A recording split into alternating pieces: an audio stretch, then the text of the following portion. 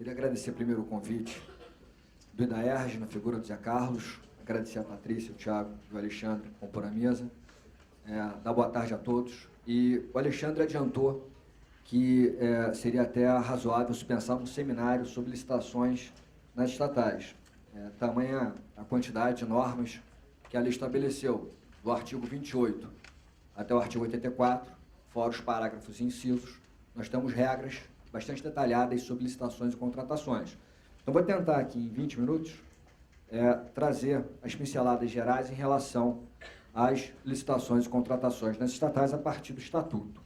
Bom, o primeiro ponto que eu queria chamar a atenção, e de alguma maneira já foi tratado pelos meus colegas, é o fato de nós esperarmos, ou termos esperado, basicamente 18 anos, para a elaboração desse Estatuto, né? Desde que a emenda constitucional 19/98 alterou o artigo 173 da Constituição e pediu no parágrafo 1º a elaboração desse Estatuto. Portanto, desde 98, nós estamos aguardando a elaboração dessa norma. O problema é quando você espera muito tempo por uma coisa, isso vale para nossas vidas privadas, isso vale também para as expectativas em relação ao poder público. Quando você espera muito tempo por uma coisa, você cria muita expectativa, suas expectativas aumentam. E, por essa razão, talvez, eu fico um pouco decepcionado com a lei das estatais na parte de licitações e contratações. Eu ainda não tenho, obviamente, uma opinião formada de maneira definitiva, porque é uma lei bastante recente, mas eu não olho com tanto otimismo para a parte de licitações e contratações públicas.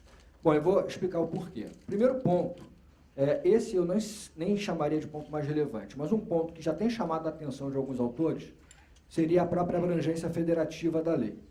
A lei expressamente diz que se aplica às estatais da União, estados, DF e municípios. Eu sei que alguns autores já escreveram e sustentaram a interpretação de que seria necessária uma lei de cada ente federado para tratar das suas respectivas estatais. Nesse ponto, eu ouso discordar aqui, eu penso que realmente poderia a União Federal trazer normas gerais como trouxe, aplicáveis às estatais, não só da própria União, mas também estaduais, distritais e municipais, porque basicamente o conteúdo dessa lei é um conteúdo que fala de licitações e contratos, e aí nesse ponto você tem a competência da União Federal para normas gerais, artigo 22, inciso 27 da Constituição.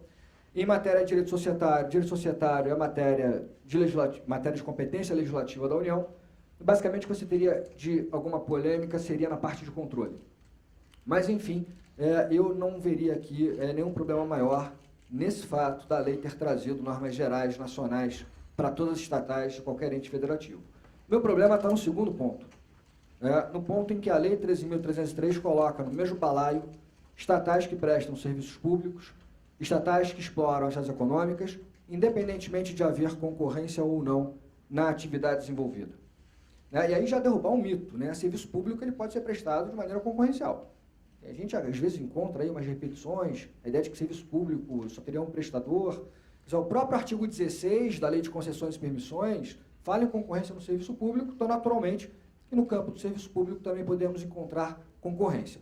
Então, a minha crítica poderíamos colocar no mesmo balaio, como fez a lei, atividades econômicas e serviços públicos, sem importar se essas atividades são prestadas em regime de concorrência ou em regime de monopólio ou exclusividade, no caso do serviço público, seria esse o tratamento mais adequado? Me parece que não. Por duas razões básicas.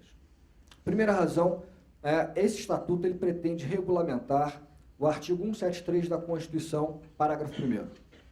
E o artigo 173 está dentro do capítulo que trata da ordem econômica. Eu diria ordem econômica em sentido estrito, que fala em livre concorrência como princípio basilar. Se a gente fosse falar de serviços públicos tecnicamente, a gente iria para uma outra norma constitucional, o artigo 175 da Constituição tem lá também uma remissão ao legislador para a definição da prestação de serviço público. Então, só esse primeiro argumento, me parece, já faria concluir aqui que o artigo 173 da Constituição trataria, em princípio, basicamente, estatais econômicas e, portanto, o estatuto elaborado deveria tratar delas. Mas, ainda que você vá para o campo do serviço público, eu até admitiria isso, seria importante você colocar no estatuto serviços públicos prestados em regime de concorrência. Ou seja, a interpretação que eu faço conforme a Constituição esse estatuto das estatais, no tocante às licitações e contratos, ele deveria tratar basicamente das estatais que atuam em concorrência, que atuam em concorrência com o mercado. Seja na prestação de serviço público, se houver concorrência na prestação de serviço público, seja na natural concorrência que existe no desempenho de atividade econômica. Porque isso aí faz sentido, você trazer um tratamento diferenciado de licitações e contratos em detrimento do tratamento que nós encontramos para as demais entidades que integram o Estado. O fato de que aqui nas estatais nós temos a possibilidade de uma atuação concorrencial, o que não ocorre, em regra, na atuação direta da administração pública ou na atuação de suas autarquias e fundações que sequer exploram atividades econômicas em sentido estrito. Então, eu tenho proposto já essa interpretação, conforme a Constituição, de limitar a incidência dessas regras às estatais que atuam de alguma maneira em concorrência, afastando o Estatuto das estatais que atuam em serviços públicos exclusivos, de forma exclusiva, ou em regime de monopólio. Essas deveriam seguir, na minha opinião, a legislação tradicional. Bom, mas como existe a presunção de constitucionalidade, deixando a minha crítica de lado, a gente vai presumir que a lei das estatais é constitucional na sua literalidade, e na sua literalidade ela dispõe ser aplicável a toda e qualquer estatal, lato sensu, não importa a atividade desenvolvida. E aí, entrando, então, na análise mais casuística das regras de licitação e contratação pública, o que nós percebemos, já foi adiantado pelo professor Aragão, é que a lei é uma verdadeira colcha de retalhos. Ela é diferente se você levar em conta um paradigma tradicional que já não existe mais, que é a Lei 8666. Não que a lei não exista, mas ela já não serve como paradigma. Porque quem lida com licitação e contratação no dia a dia sabe que é muito raro você encontrar um processo de licitação em que seja aplicável a Lei 866. Em 99% dos casos, você vai lidar com pregão. E cada vez mais nós temos visto uma expansão do regime diferenciado de contratação. Começou tímido, basicamente nas obras, serviços lá relacionados à Copa do Mundo, Olimpíadas e alguns aeroportos, e cada vez mais vai se expandindo para se aplicar ao PAC, para se aplicar a estabelecimentos socioeducativos, para se aplicar a uma série de outras atividades, porque tem no RDC, o RDC ele possui características que avançam em relação à Lei 866, características reconhecidas pela doutrina e por alguns órgãos de controle.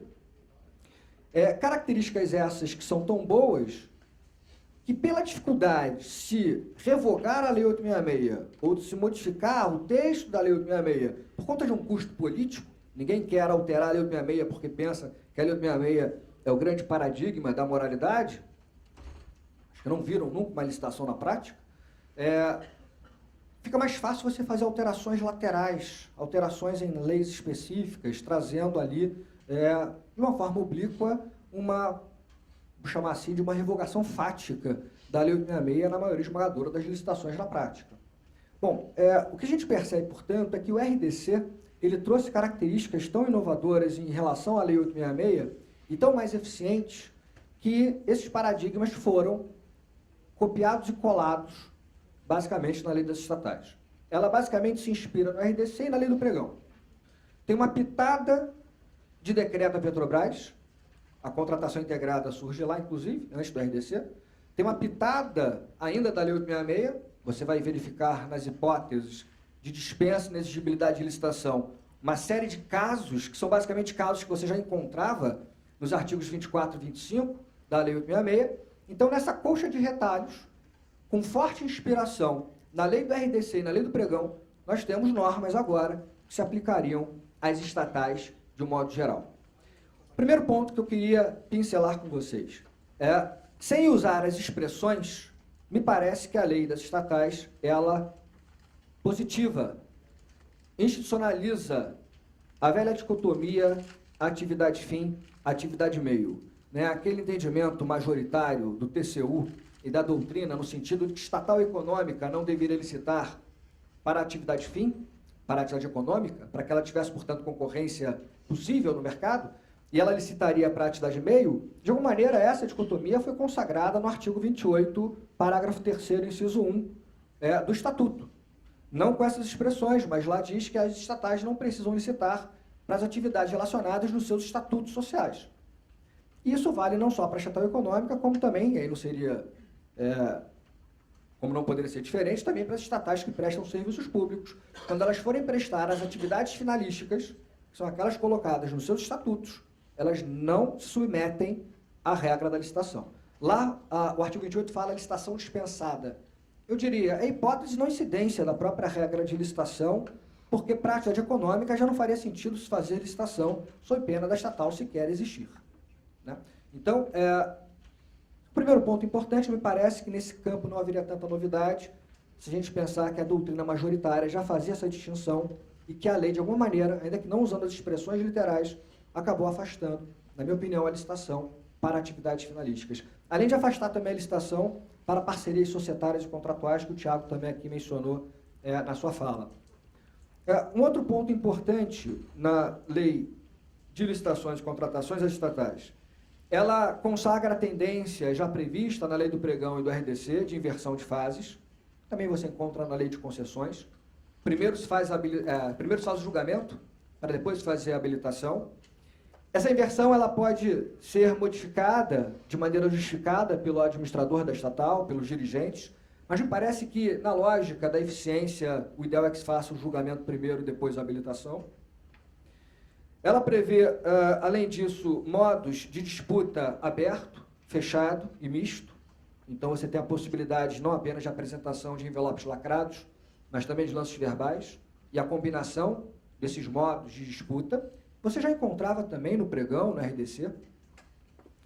Nós encontramos na lei também alguns novos critérios de julgamento, o Aragão falou alguns deles, né, alguns inovadores, vamos dizer assim, quer dizer, alguns até já encontrados também na lei da PPP, em outras normas específicas, como modo de julgamento, o critério de julgamento do maior retorno econômico da estatal, ou o critério também muito inovador da melhor destinação dos bens alienados. Quer dizer, a estatal vai alienar o bem para aquele que der uma destinação melhor para esse bem, social, ambiental, etc.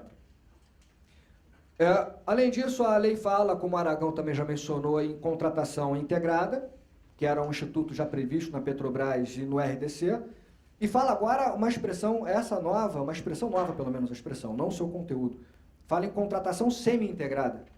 A contratação semi-integrada pressupõe projeto básico, já elaborado pelo próprio poder público, ou por alguém que ele vai contratar no mercado, e na contratação integrada, o particular que vai ser contratado, ele faz tudo, é um pacote, ele vira a chave. Ele vai fazer o projeto básico, o projeto executivo, vai executar a obra, prestar o serviço. Contratação integrada é uma exceção à regra geral, se olharmos na visão tradicional, uma exceção à regra geral em que o próprio particular contratado, ele vai elaborar o projeto básico, ele vai elaborar o projeto executivo, vai colocar o serviço em funcionamento, ou a obra em funcionamento. Se a gente pensar na visão tradicional da Lei 8.666, isso seria inviável, porque o artigo 9º da Lei de Licitações tradicional, o artigo 9º veda que o autor do projeto básico participe da licitação como contratado. Mas essa inovação não é tão inovação assim. Isso já constava das leis de concessão, isso já constava do RDC, então aqui a lei da estatal ela repete essa inovação, vamos colocar entre aspas. Além disso, critérios de desempate, também se afastando, a meu ver, aqui ela vai bem, se afastando da lei 866, ela se inspira na lei do RDC e prevê critérios mais eficientes de desempate, ao invés de simplesmente estabelecer preferências para empresas nacionais, ou ao invés de empatar propostas com cara ou coroa, sorteio, né, a lei ela tenta critérios mais eficientes, como um reinício de disputa, houve empate, os empatados apresentam uma nova proposta. Se continuar o empate, avaliação do desempenho das empresas em contratos anteriores, isso acho que vai demorar a ser implementado, porque isso depende da existência de um procedimento, de um cadastro que tenha critérios objetivos de avaliação. E nem todas as estatais estão preparadas para isso, mas a meu ver, um bom critério para você evitar contratar uma empresa que tem um passado pior em termos de execução de contrato com a própria estatal do que uma outra empresa que participa da licitação. E, além disso, depois passa para os critérios de desempate da lei tradicional 8.666, como terceiro caminho, terceiro passo, e por fim, no apagar das luzes, se houver ainda empate, aí sim um cara ou coroa, não tem como fugir dele, faz o sorteio. Bom, além disso, se fala em pré-qualificação permanente, que é um instituto que tem no RDC também, e um ponto que eu queria destacar com um pouco mais de profundidade é a derrogação ou a revogação parcial do artigo 24, parágrafo 1º da Lei 8666/93. Essa revogação não foi expressa. Essa revogação parcial foi tácita. O artigo 24 da Lei de Licitações fala em dispensa de licitação e no parágrafo 1º diz lá, menciona consórcio público, menciona agência executiva, diz lá que as estatais poderiam dispensar a licitação em contratos com maior vulto econômico. Se a regra seria 10% de convite, as estatais poderiam dispensar a licitação para até 20% do valor do convite. Bom, esses valores não valem mais para as estatais, porque, pela especialidade, o artigo 29, incisos 1 e 2 da Lei das Estatais vai definir valores muito maiores do que aqueles para fins de dispensa de licitação. Se for obra ou serviço de engenharia, o valor do contrato é até R$100 mil para fins de dispensa, e para as demais contratações que não envolvam obra ou engenharia, até R$50 mil pode dispensar. Portanto, os valores colocados no 24, parágrafo 1º para as estatais, na Lei de Licitações, a Lei 8666, esses valores não valem mais. Tá? Agora vale o 29, incisos 1 e 2 do próprio Estatuto. Em relação aos contratos que vão ser celebrados pelas estatais, a lei, a meu ver, fala o óbvio de início, dizendo que esses contratos são regidos basicamente pelo direito privado. Eu digo aqui o óbvio porque basicamente os contratos celebrados pelas estatais sempre foram considerados contratos privados. Havia, e há ainda, acho que vai persistir a polêmica, havia alguma polêmica em relação aos contratos celebrados por estatais prestadoras de serviços públicos e que envolvessem execução de serviços públicos. Você poderia discutir se seriam contratos semipúblicos ou quase públicos e não meramente privados, mas basicamente a lei fala que os contratos são privados porque, em regra, deveriam ser assim. Em segundo lugar, muda o prazo desses contratos. Ao invés da regra tradicional do prazo anual, que nós encontramos lá no artigo 57 da Lei 8666, a lei das estatais fala em prazo de até 5 anos. E admite que o prazo seja superior a 5 anos, em situações específicas, por exemplo, quando, naquele mercado, for tradicional a celebração de contratos por maior prazo, é quase uma discricionariedade quase completa, tem que tomar cuidado com o arbítrio aqui, mas, em tese, se o seu concorrente celebra contratos com prazo superior a 5 anos, você poderia celebrar contratos com prazo superior a 5 anos, porque assim é a praxe do mercado em que você atua. Mas, teoricamente, há 5 anos o prazo máximo desses contratos. E você tem a previsão, também inspirada na lei da PPP, inspirada também em outros diplomas legais, a previsão da remuneração variável de acordo com o desempenho. Então, você pode prever uma remuneração variável de acordo com o desempenho da empresa contratada pela estatal. Não seria tanta novidade assim, se você lembrar que isso já existia na lei da PPP, isso já existia na legislação do regime diferenciado de contratação, o RDC, mas, de alguma maneira, agora o Estatuto consagra também essa possibilidade. Um último detalhe em relação a essa análise casuística, isso já foi mencionado pelo Aragão. Na parte final, a lei das estatais, ela revoga, artigo 96, ela revoga expressamente os artigos 67 e 68 da lei da ANP, da Agência Nacional do Petróleo. E o artigo 67 revogado é o artigo que remetia, até então, para decreto simplificado, a definição do procedimento de licitação na Petrobras. O procedimento simplificado de licitação na Petrobras seria definido por decreto, e nós tínhamos o tradicional decreto 2745 de 98, tratando, então, da licitação na Petrobras. Quando o artigo 96, inciso 2, revoga o artigo 67 da lei da ANP, me parece, por arrastamento, cai por terra o decreto 2745/98. Então, a conclusão que eu chegaria, em princípio, Petrobras, você não pode mais utilizar o decreto 2745/98, em princípio. Porque, como o Aragão também mencionou, é confusa a questão do direito intertemporal, porque a própria lei, no artigo 94, a própria lei dá um prazo de 24 meses, 2 anos, para as estatais continuarem utilizando, as estatais que já existem, continuarem utilizando a legislação tradicional de licitações. Aí eu pergunto, para a Petrobras, a legislação tradicional de licitações que ela sempre utilizou na sua vida foi o decreto 2745, pelo menos desde 98.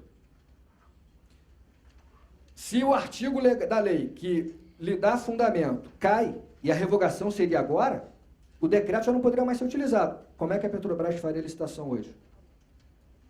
não usaria o decreto 2745, usaria a lei 8666, ou, fazendo uma interpretação, deixaríamos ela utilizar o decreto 2745, até que se ultrapasse o prazo de 24 meses, quando aí sim o decreto seria revogado, vamos colocar assim, entre aspas, revogado, cairia por terra. A lei não fala. Isso pode gerar uma insegurança, certamente vai gerar insegurança. Eu não sei o que os advogados da Petrobras estão pensando nesse momento, não sei se chegaram já a alguma conclusão em relação a isso, mas certamente vai ser um tema polêmico para eles. Bom, e aí, chegando perto do final e respeitando o tempo regulamentar, o que parece, ao final de uma leitura da lei de licitações, da lei das estatais na parte de licitações e contratos. Nós esperamos praticamente 18 anos para que o legislador trouxesse normas inovadoras de licitação e contratação, levando a sério, para usar aquela expressão do Dworkin, levando a sério a natureza privada da estatal e a natureza concorrencial da maioria de suas atividades. E o que percebemos no final de 18 anos? Que ao invés de 18 anos de planejamento, ao invés de 18 anos de debate, ao invés disso tivemos a elaboração, como o Thiago falou, em um ano, de um diploma legal. E quando você faz alguma coisa em um ano, não dá tempo. O que você faz? Copia e cola aquilo que está funcionando no mercado. Copia e cola o RDC, o pregão, mistura tudo ali no caldeirão e joga nessa lei. O problema é que RDC, pregão, são excelentes normas para a administração pública como um todo. Mas a estatal econômica, especialmente a econômica, deveria ter um tratamento diferente. Se fosse só aplicar aquilo que você já aplica para as demais entidades da administração pública, eu pergunto no final, para que vale o artigo 173, parágrafo 1º da Constituição? Então, o cenário, de alguma maneira, é explicado, porque nesse um ano de gestação acelerada da lei das estatais, nós estamos vivenciando um escândalo, e quando a gente está querendo trazer soluções num cenário de escândalo, no Brasil, pelo menos tem sido assim, a resposta imediata do legislador ou dos críticos é: se tem escândalo, e se o escândalo envolve a Petrobras, e se a Petrobras tinha um decreto lá que facilitava licitações, simplificava, vamos criar amarras, vamos criar burocracia, vamos criar dificuldades. Há um mito de que, criando maiores dificuldades, eu vi alguns deputados durante a discussão do impeachment dizendo que se não, só ocorreu a corrupção na Petrobras por conta do decreto 2745. Aí o Aragão falou para as coisas, pelo amor de Deus, e com a lei 866, não tem corrupção?